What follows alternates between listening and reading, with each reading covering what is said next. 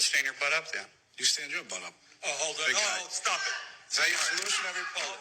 No. The behavior of Senator Markwayne Mullin comes as no surprise to me. He made it clear where his loyalties lie when he was running for the Senate in a commercial entitled, "You Don't Want to Fight with Him."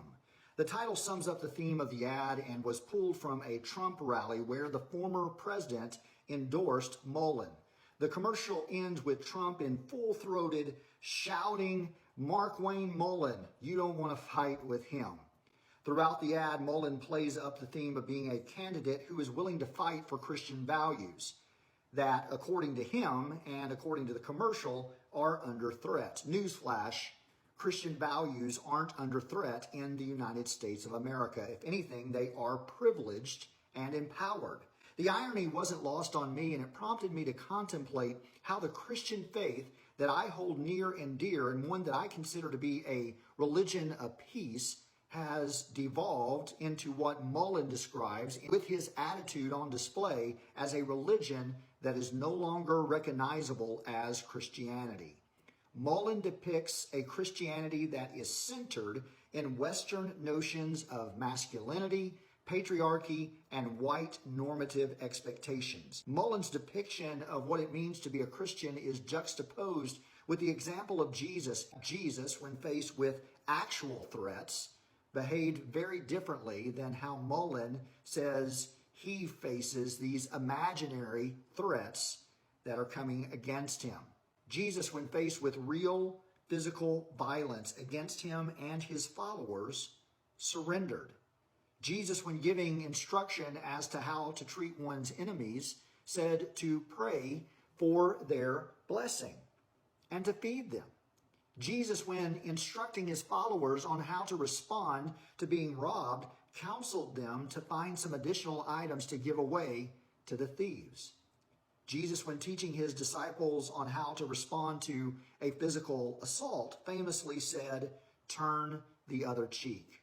And when one of his disciples pulled out a weapon to defend Jesus from unlawful arrest, Jesus said, "Put away your sword."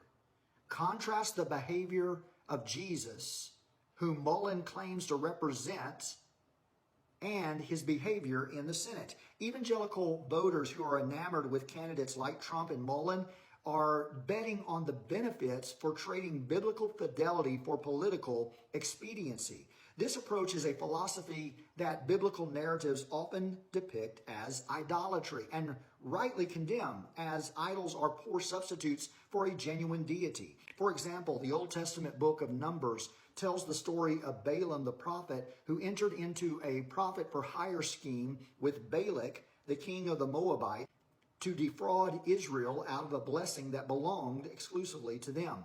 Famously, Balaam was deterred from carrying out the scam due to a recalcitrant donkey, and eventually he was stopped by a bout of divine ventriloquism when God only allowed blessings for Israel to come out of his mouth. Balaam later framed his incompetence to Balak by confessing, "I cannot go beyond the word of God to do less or to do more." You can find the story in Numbers chapter 24.